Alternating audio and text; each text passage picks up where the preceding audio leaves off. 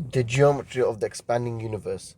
The previous section introduced one important example of a curved space-time metric in which a single concentration of mass influences the geodesics for matter and light and how they are seen by different observers. In this section, we consider how to construct a metric appropriate for describing the geometry and time evolution of the entire universe. This is a rather ambitious undertaking, but the cosmological principle which you met in Chapter 1 helps make it possible to construct a metric straightforward enough to use to build models of the universe that can be directly tested against astronomical observation in many different ways. Cosmic time and co-moving coordinates. The starting point for constructing a metric for the entire universe and its expansion must be the behavior we infer from astronomical observations made from our cosmic location on Earth.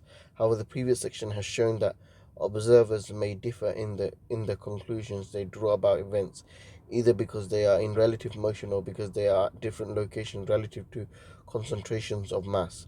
We cannot travel to distances far enough away on cosmic scales to get a different perspective. So it's only possible to proceed by making some big assumptions about the nature of the universe and then finding ways to test whether all of the available evidence supports them. The first necessary assumption is the cosmological principle. On large scales, the universe is homogeneous and isotropic. Question: what evidence do we have that cosmological principle is correct? Answer: two key observations are that maps of the large-scale structure of the universe, clusters, superclusters, and voids between them, appear homogeneous and isotropic on 100 megaparsecs scales, and cosmic microwave background corrected for distortion due to local motions is uniform in all directions, with fluctuations of less than 1 part in 10,000. See Chapter 1. The cosmological principle makes no mention of time, but we know from observation that the large scale structure of the universe is not constant in time, it is expanding. A second crucial assumption, known as Weyl's postulate after its originator Hermann Weyl, great, greatly simplifies the way time is incorporated into cosmological models. It proposes a set of hypothetical observers whose motion in spacetime matches the overall expansion of the universe, sometimes known as the Hubble flow. These fundamental observers will perceive the universe as obeying the cosmological principle and will agree about the nature of the universe's expansion. Weyl's postulate. In cosmic spacetime, there exists Weyl's postulate. In cosmic spacetime, there exists a set of fundamental observers whose world lines are time-like geodesics that do not ever meet, except possibly at an initial singularity in the past and or a final singularity in the future. Question: where might such fundamental observers be located? Answer: a hypothetical fundamental observer could be moving with their local supercluster or their home galaxy. In the latter case, they would need to correct for any local motions within their wide environment, such as a galaxy orbit within a cluster or supercluster. Figure 3.12 illustrates how the existence of fundamental observers, which could, for example, represent the location of particular galaxies moving with the Hubble flow, allow a universal definition of cosmic time to be agreed. Hypersurfaces are shown to represent the spatial dimensions of the universe at a particular time. The figure uses a two-dimensional surface to represent the spatial dimension of the universe, but in reality, expansion is taking place in three dimensions.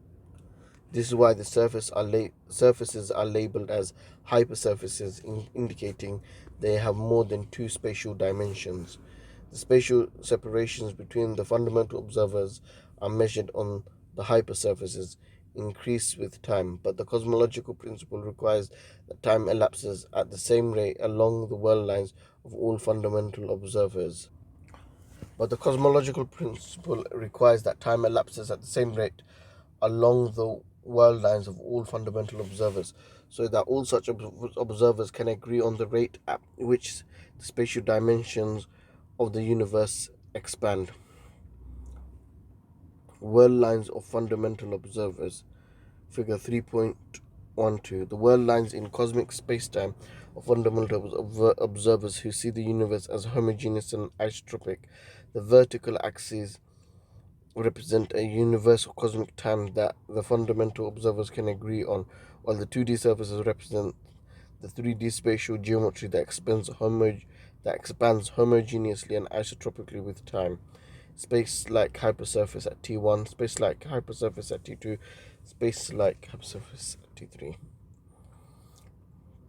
Having defined a cosmic time in relation to Hubble flow, it is now possible to determine a useful set of spatial coordinates that describe the hypersurfaces of figure 3.12. We can specify a grid of coordinates such that the world lines of a particular fundamental observer is assigned the same coordinate values at all times, that is, for every distance of the space-like hypersurface in figure 3.12 corresponding to a particular cosmic time. These values are known as co-moving coordinates. And although the grid on which they are based expands with cosmic time, the coordinate distance between locations stay fixed, as illustrated in figure 3.13. A grid of co-moving coordinates will track the expanding Hubble flow. Points A, B, and C move with the flow and so have coordinate values that remain constant with cosmic time. Question. The separation distance between fundamental observers are now twice as large as they were at a particular time in the past, T half. How does the current co-moving distance between the Milky Way and a distant galaxy, NGC 1262 for example, compare to their co-moving distance at time half, T half? The co-moving distance between the Milky Way and NGC 1262 will be unchanged, except from any correction for local motions that are not part of the Hubble flow.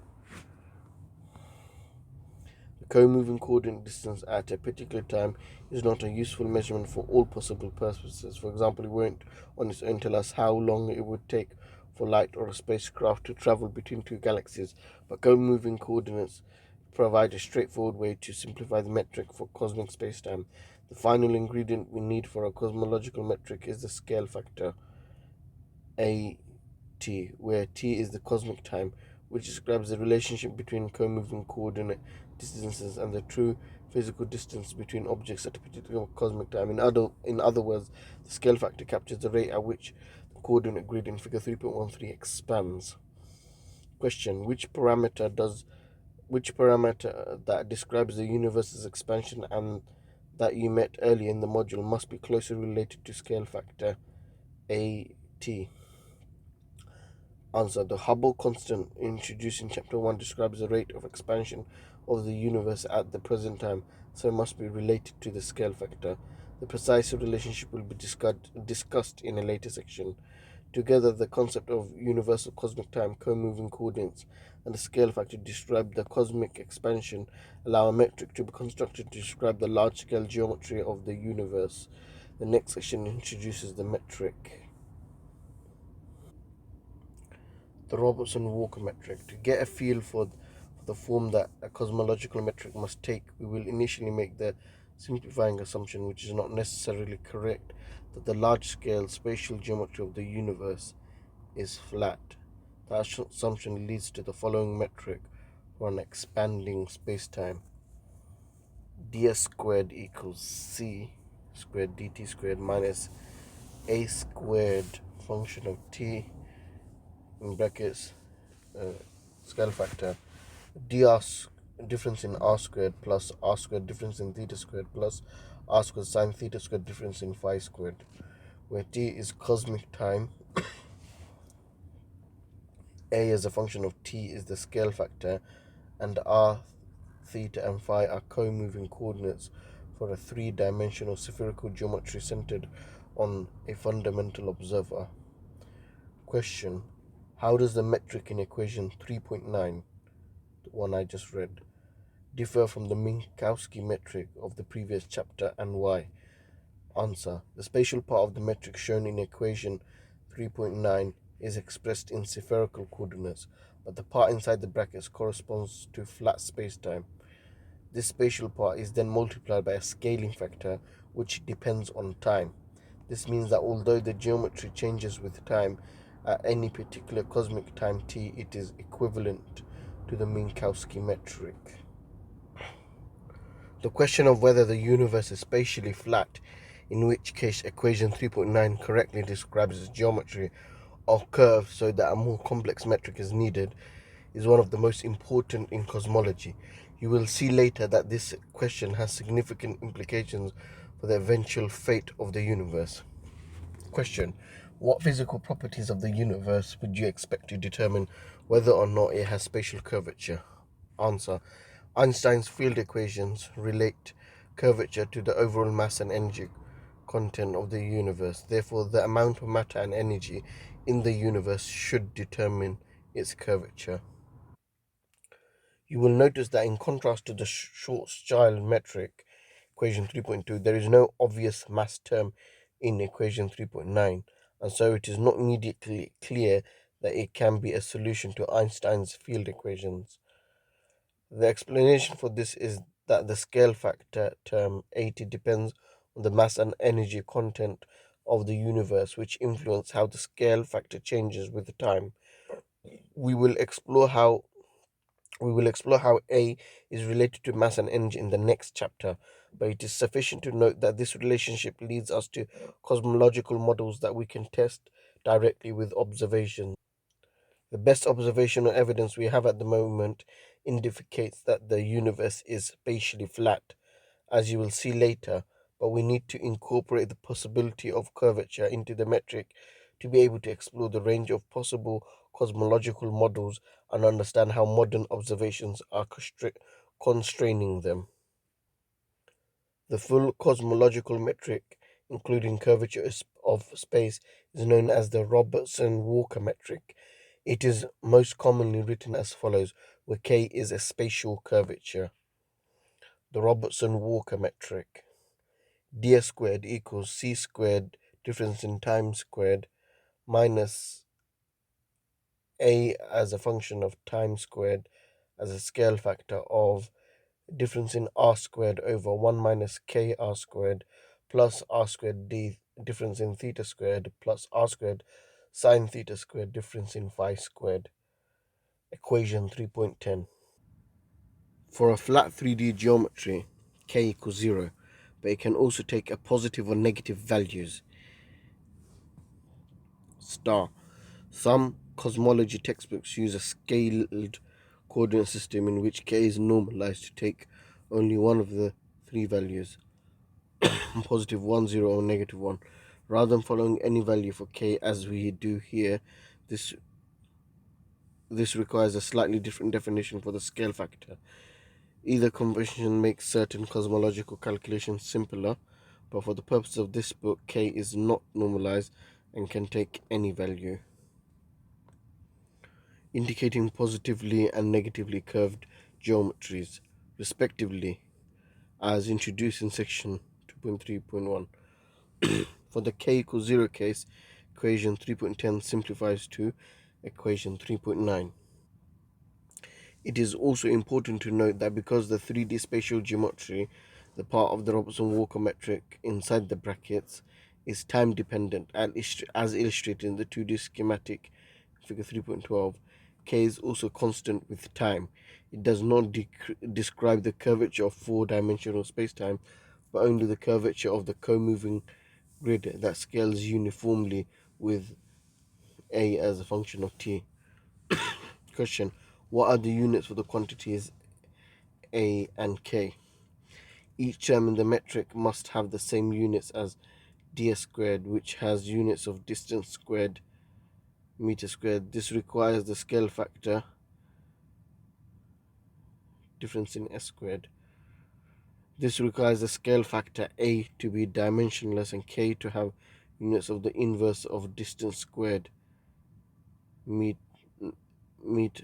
to the negative 2. The Hubble parameter and the scale factor. We conclude this chapter by making some initial connections between the rather abstract topic of matrix and the quantities that can be directly measured using astronomical observations. Crucial observation is that the universe is expanding at this present time. You saw in chapter 1 that this expansion is measured using a quantity known as the Hubble constant, h0, which corresponds to the rate of expansion over a given length scale. h0 relates to the cosmic scale factor A. According to Hubble constant, h0 equals 1 over A multiplied by T naught, difference in A over difference in T. T naught equals differential A T naught over A T naught, where T naught is the present time. We have also introduced the standard notation differential dA over dt. Throughout this module, a dotted quantity corresponds to the time derivative of that quantity. The next exercise involves considering quantitatively how the scale factor has changed with time over the recent history of the universe. Exercise 3.4. Assuming for the purpose of this exercise that h naught equals 68 kilometers per second per megaparsec has not changed significantly over the past billion years, calculate the factor by which the scale factor of the universe has changed over the last 1,000 years, over the last 100 million years. Hence, assume the scale factor at the present day is a t naught equals 1. Solution to exercise 3.4. Taking the scale factor at the present time, a t naught to be 1, and h t as a function of h, or h as a function of t equals h naught. Equation 3.11 rearranges to difference in a over difference in t equals h naught, and so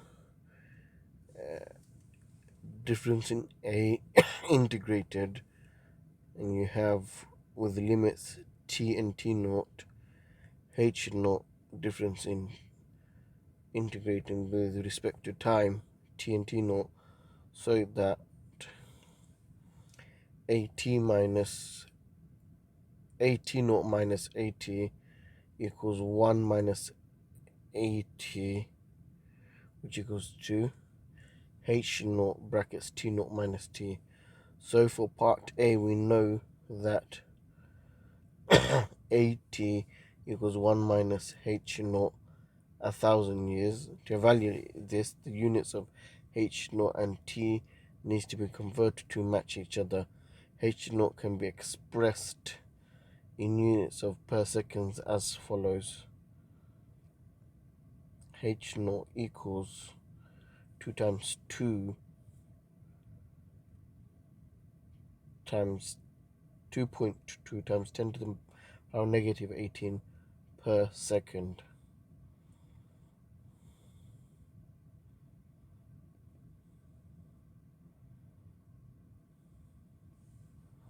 Likewise, 1,000 years is 3.2 times 10 to the power of 10 seconds, while 100 million years is 3.2 times 10 to the power of 15 seconds.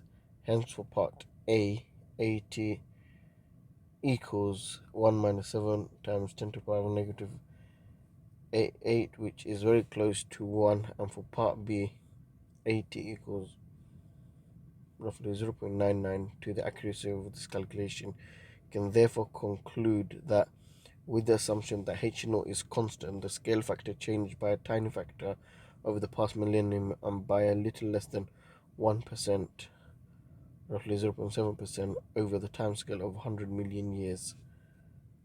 Measuring h naught can therefore give us information about how A is changing, but the assumption made in exercise 3.4 that h naught is the same for all cosmic epochs is not correct.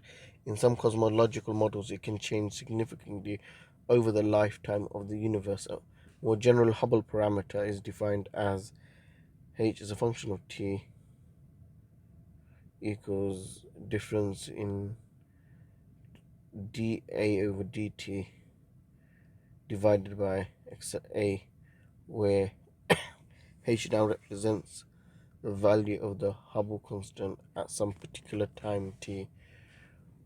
which could be in the past or the future.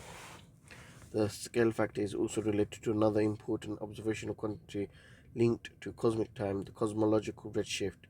The redshift of a distant light signal z is related to the emitted and observed wavelength lambda or frequencies mu of the signal according to 1 plus z equals lambda of the observation over lambda of EM emitted equals mu of EM over mu of observation. We can do equation 3.13. We can derive a relationship between A and Z by considering the behavior of a light signal from a distant galaxy located at a fixed radio coordinate R galaxy. The light signal is emitted at time TEM and observed at time T observation. To simplify the algebra, we will start by using Robertson-Walker metric for a flat geometry, k equals 0 only. Recalling that light follows null geodesics for which ds squared equals 0, the metric can be greatly simplified in this situation. The light is also traveling on a purely radial path, so the d theta and d phi terms are 0 because we can define the distant galaxy to have the same theta and phi coordinates as the observer. Equation 3.10 therefore becomes 0 equals c squared difference in time squared minus a squared difference in r squared. We can obtain an expression for the radial coordinate of the galaxy r gal by first rearranging and then taking square roots to obtain c difference in time over a equals difference in r. We can then reintegrate to get r galaxy, radial galaxy. Here the integration limits for the left hand integral corresponds to the time range between the light being emitted and observed, and thus for the right hand integral corresponds to the changing coordinate distance for the same spacetime interval under consideration. How can we use this to find a relationship with the redshift? Because z is related to wavelength, which can be thought of as the interval between the peaks of light signals. We can start by considering the second signal corresponding to the next wavefront of the light from the galaxy. This signal is emitted at time TEM plus difference in TEM and observed at time T observation plus T difference in T observation. The situation here is the same as for the first signal, except that the start and end times for the left hand integral are modified to that.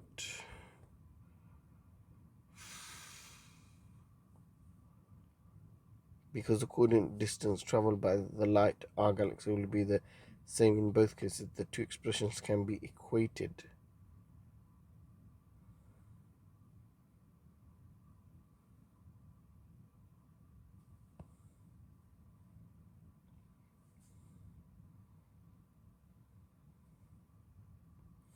We don't actually know how a depends on time, so we need to find a way to take it out of the integral. Although the scale factor may change significantly between TEM and TOBS, that is, a TEM does not equal to a TOBS. It cannot change significantly within the time scale between the emission of the two wavefronts or that of their receipt. Therefore, we can take a TEM equals ATM difference plus difference in TM, and T obs equals T obs plus difference in T obs. In order to make these simplifications, we need to take the not at all obvious step of subtracting the integral from both sides, which effectively changes the integration ranges to give where we have also cancelled out factors of c. Now both integrals only cover a very small time interval. For typical light frequencies, the interval between wavelengths is roughly 10 to the negative 15 seconds, compared to the scale on which the universe expands, and so now we can take a to be constant for each integral, integrating now gives difference in t of emitted over a times t emitted equals distance in t observations over a in a times t of observation. time of observation. Equation 3.14. In the following exercise, you will use this expression to finally link A and redshift. Exercise 3.5. Noting that the frequency of light is the inverse of the time interval between successive wavefronts, i.e., difference in t equals 1 over mu. Use equation 3.14 to find an expression relating scale factor and redshift, i.e., A and Z. Solution to exercise 3.5. Using the relationship between frequency and difference in time, equation 3.14 becomes 1 over A T E M mu E M equals 1 over A T obs mu obs, which rearranges to give a relation for the ratio between scale factors at the time light was emitted and observed. AT obs over ATM equals mu EM over mu obs. Recognizing that the right hand ratio is related to redshift by equation 3.13, we can obtain the required relationship between A and Z as AT obs over ATM equals 1 plus Z.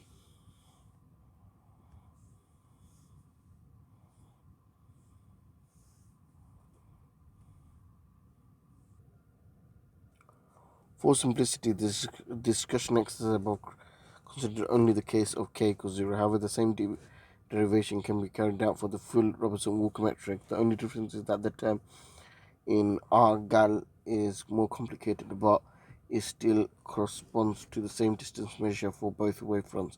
Hence, the same relationship between A and Z holds for all geometries, scale factor, and redshift.